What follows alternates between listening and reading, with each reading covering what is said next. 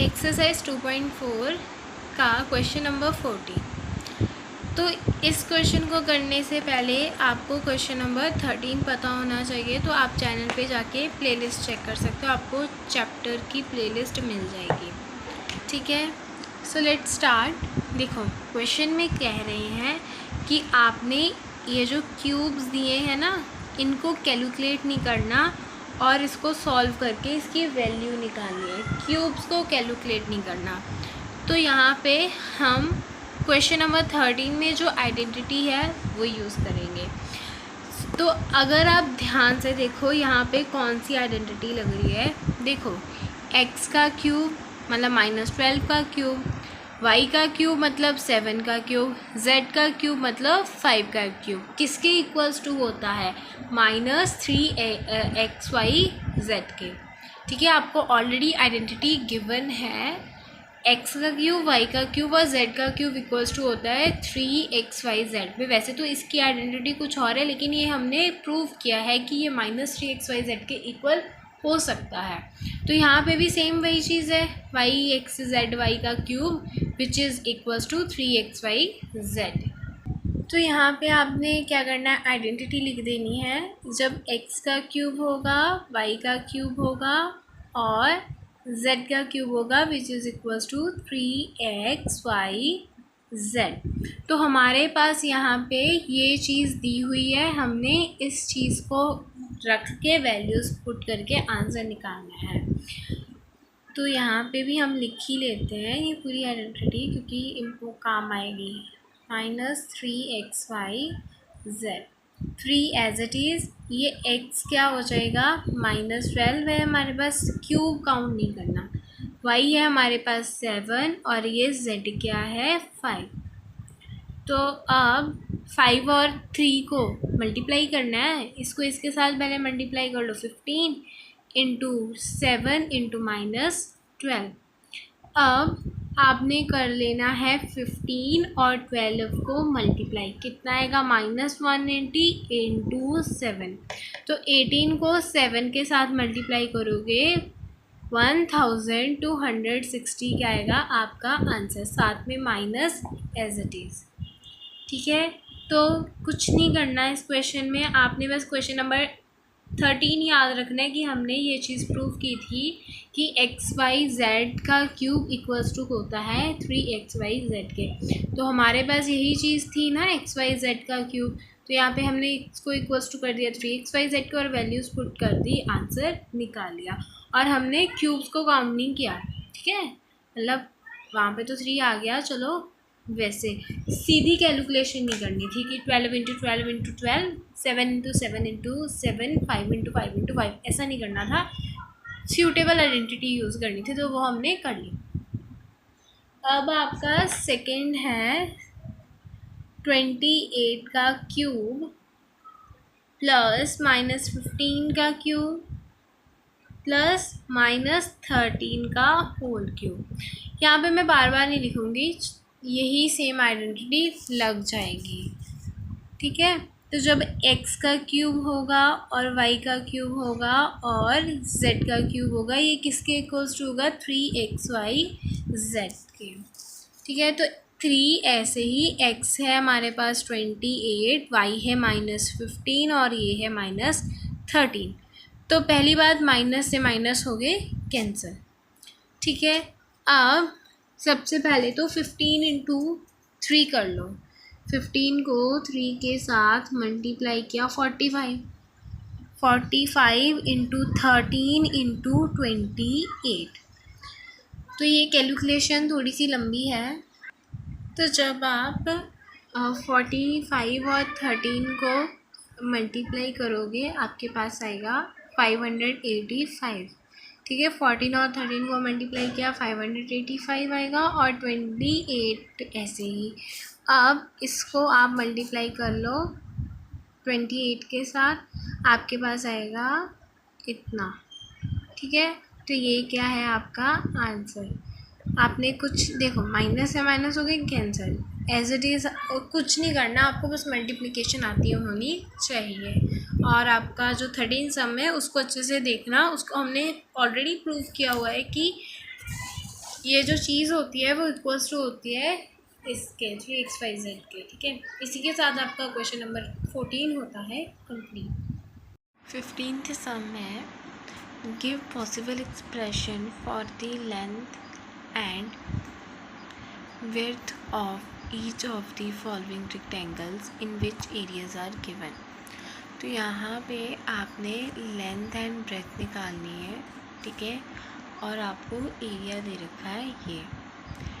Simple आपने क्या करना है, इसको फैक्टराइज करना है, ठीक है। फिर आपको बताती हूँ। देखो, उन्होंने कहा है possible expressions for the length and breadth निकालनी है, जिसका एरिया हमको ये दिया हुआ है। अब इसको कर लो सबसे पहले तो फैक्टराइज, ठीक है। फैक्टराइज हम कैसे करते हैं, वैसे तो हमने 2.3 में किया हुआ है, लेकिन एक बार दोबारा कर लेते हैं।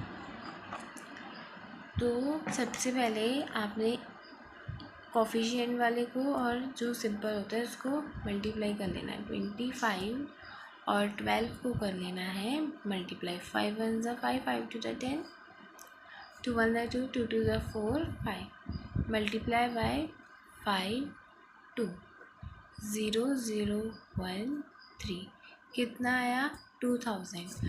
अब आपने बनाने हैं 2000 नहीं 300। अब हमने 300 के फैक्टर्स बनाने हैं और 35 लेके आना है, ठीक है। सबसे पहले तो 300 के फैक्टर्स बना लेते हैं। तो 300 के फैक्टर, ये 2 के टेबल पे 30 जाता है 15 पे, ठीक है। 2 के टेबल पे ये जाता है 15 पे, तो 1 5 ये 0 ऐसे ही। अब 2 के टेबल पे 150 जाता है 75। अब 75 को 3 के टेबल पे कर लो, 25 पे जाएगा और ये चला जाएगा 5 के टेबल पे। अब ये किसके फैक्टर्स है 300 के। अब आपने माइनस का 35 बनाना है। कैसे बनाओगे, 2 और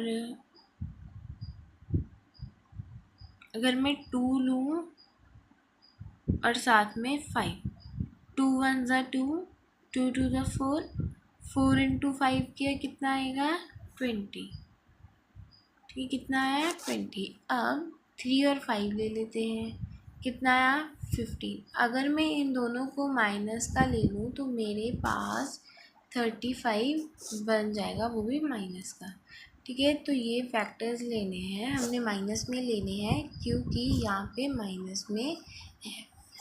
तो अब फैक्टराइज करना है, जैसे मैंने आपको बताया, -25 का स्क्वायर -20a और -15a + 12।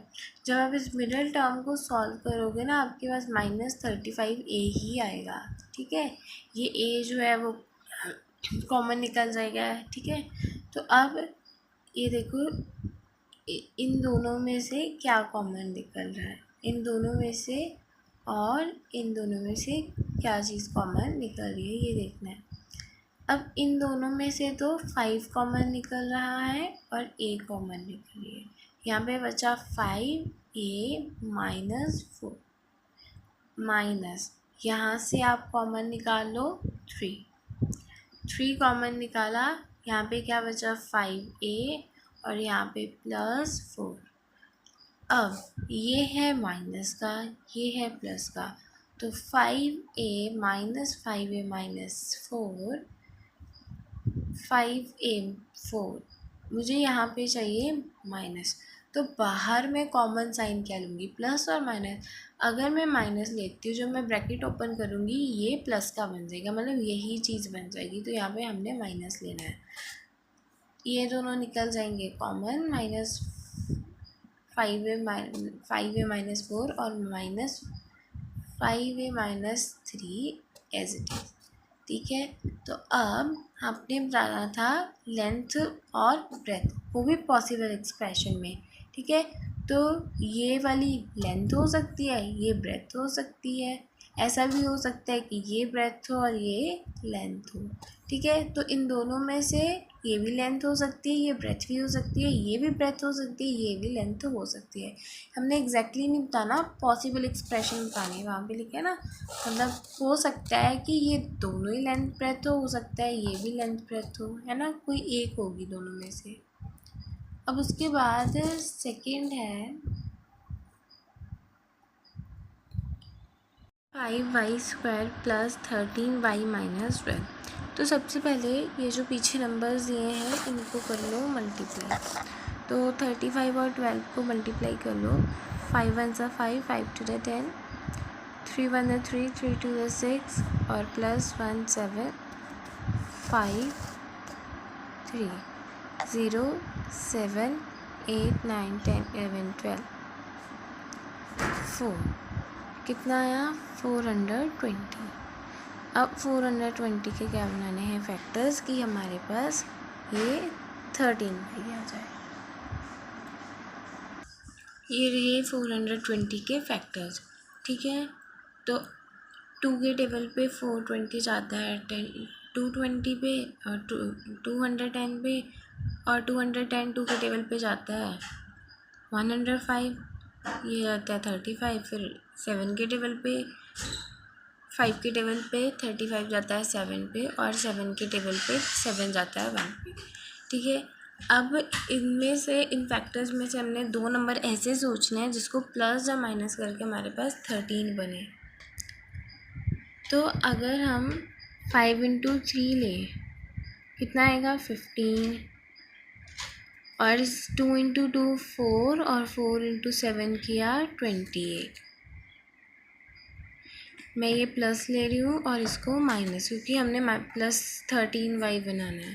तो प्लस माइनस हो जाएंगे माइनस, माइनस किया 13, आंसर आया, ठीक है। बड़ी वैल्यू प्लस किया तो प्लस ही लगेगा, है ना। तो +13 बन गया हमारे पास। अब 35, जो 35 है इसको एज इट इज़ लिख लो,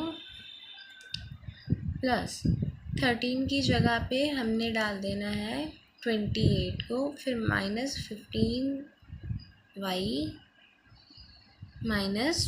जब आप इसको सॉल्व करोगे आपके पास 13 आएगा, वो भी प्लस का, ठीक है।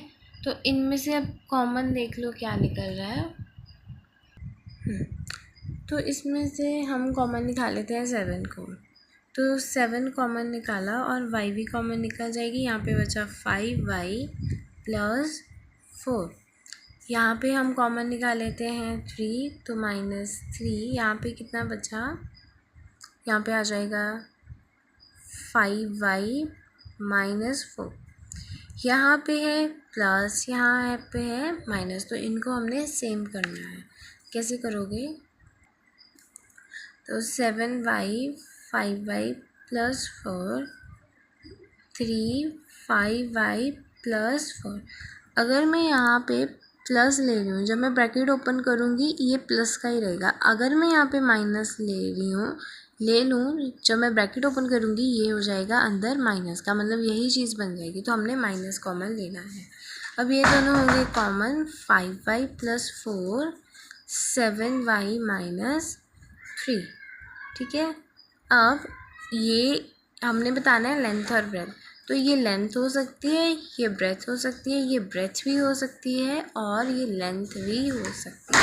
तो कोई फिक्स नहीं है, ये लेंथ भी हो सकती है, ये ब्रेथ हो सकती है, या तो ये लेंथ हो सकती है, ये ब्रेथ हो सकती है। इसी के साथ आपका क्वेश्चन नंबर 15 भी कंप्लीट होता है।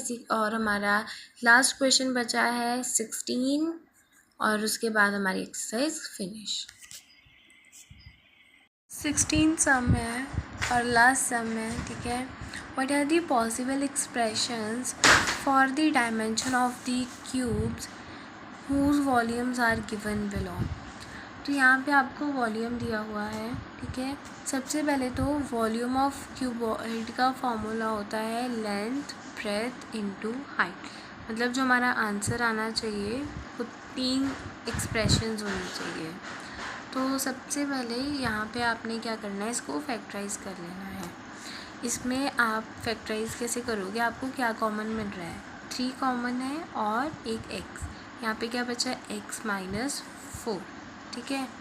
सबसे पहले आपने इन दोनों को फैक्टराइज करना है। ठीक है, फैक्टराइज हो रहे हैं, 3 कॉमन लिया और x कॉमन लिया, अंदर क्या बचा x और यहाँ पे क्या बचा 4, x हमने बाहर निकाल लिया। तो अब ये 3x और x माइनस 4, यही तो हमारी लेंथ ब्रेथ और हाइट है, मतलब वॉल्यूम फाइंड करना था। Volume of cube by length breadth into height होता है। ठीक है, सो देयरफॉर इनमें से कोई भी लेंथ हो सकती है, कोई भी ब्रेथ हो सकती है, कोई भी हाइट हो सकती है। हमने 3 चीज़ें निकालनी थी, वो हमने निकाल दी। अब उसके बाद सेकंड है हमारा 12ky² plus 8ky minus 20k। अब इनमें से कॉमन देखो क्या निकल रहा है, एक तो k तीनों में कॉमन निकल रहा है, एक 2 कॉमन निकल रहा है, तो 2 और k निकाला कॉमन। यहाँ पे अंदर क्या बचा 6y² प्लस 4y माइनस 10।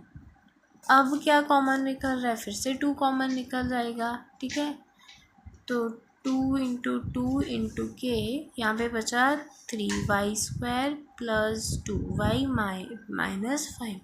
ठीक है, ये हो जाएगा 4 इंटू के 3y² प्लस 2y माइनस 5। तो आप सिंपल क्या कर सकते हो, 4 के कॉमन निकाल लो, मतलब 4 कॉमन निकाला, अंदर क्या बचा 3 बचेगा, 2 बचेगा और 5 बचेगा। 4 कॉमन निकाल लो, चाहे 2 करके निकाल लो, गलत नहीं जाएगा। ठीक है, अब इसको मल्टीप्लाई किया 4 के साथ 4 के आएगा, इसको हमने सॉल्व करना है मिडल टर्म, जो सिप्लिटिंग मिडल मेथड है।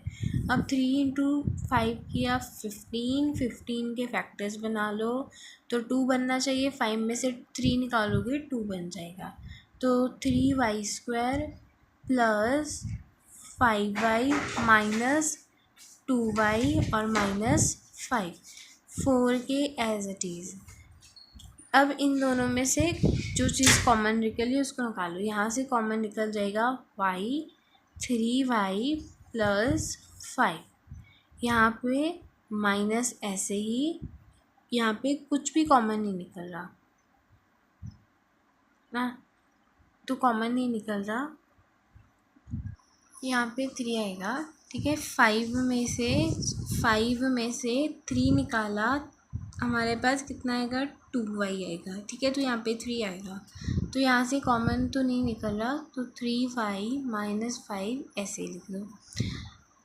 अब ये जो हमारे पास है, ये है प्लस में, ये है माइनस में, तो इसको करना पड़ेगा प्लस। तो अगर मैं यहाँ पे माइनस लेती हूँ, जब मैं ब्रैकेट ओपन करूँगी ये हो जाएगा माइनस का, मतलब यही चीज़ बन जाएगी, तो मतलब माइनस कॉमन लेना है। 4 के ऐसे ही, यहाँ पे कुछ कॉमन नहीं है, मतलब 1 तो सभी में कॉमन होता है ना, तो 3y प्लस 5 क्या हो जाएगा कॉमन, और y माइनस 1 ऐसे ही। अब हमारे पास 3 चीज़ें आ गई, लेंथ, ब्रेथ और हाइट। इनमें से ये भी लेंथ हो सकती है, ब्रेथ भी हो सकती है, हाइट भी, और ये भी ऐसे हो सकते हैं। तो यहाँ पे 4 के 3y प्लस 5 और y माइनस 1 क्या है आपका आंसर। ठीक है, तो एक बार मैं दोबारा बोल देती हूँ। ठीक है, जिसको नहीं समझ आया, सबसे पहला था इसको फैक्टराइज कर लो, सिंपल फैक्टराइज हो रहा है, जो चीज़ फैक्टराइज नहीं हो रही उसको मिडल टर्म से सॉल्व कर सकते हो आप, जैसे हमने 15 वाले में किया। तो यहाँ पे कॉमन निकल रहा x और 3 कॉमन निकला, बीच क्या बचे x माइनस 4। अब ये 3 चीज़ें होगी, 3 x minus x minus 4, length, breadth और हाइट। उसके बाद सेकेंड वन था, इसमें से सबसे पहले तो जो चीज़ कॉमन निकल रही थी हमने वो निकाल ली। यहाँ से कॉमन क्या निकला, k कॉमन निकला, और 4 कॉमन निकाल सकते हो, और 2 करके भी निकाल सकते हो, कोई प्रॉब्लम नहीं है। फिर इसको मिडल टर्म से सॉल्व कर लिया। 3 और 5 के फैक्टर्स होते हैं 15, 5 और 3 को सब्ट्रैक्ट करोगे कितना आएगा 2y। तो यहाँ पे 5y minus 3y plus minus हो जाएंगे माइनस, 5 में से 3 निकाले 2 प्लस y 2 का आएगा। ठीक है, तो इनको आपने यहाँ से कॉमन निकाल लिया, यहाँ से कॉमन निकाल लिया और यहाँ इन दोनों को सेम कर दिए इनके साइन, दोनों को कॉमन निकाला, यहाँ पे कुछ नहीं था मतलब 1 कॉमन था। अब इनको सिंपल कॉमास में लिख दो, 4k ब्रैकेट डाल दो, 4k - 3y + 5y - 1 क्या है आपका आंसर। तो विद दिस आपकी एक्सरसाइज 2.4 भी होती है कंप्लीट। बाकी के क्वेश्चन आप चैनल पे जाके प्लेलिस्ट में चेक कर सकते हो। Thanks for watching, like share and subscribe for more.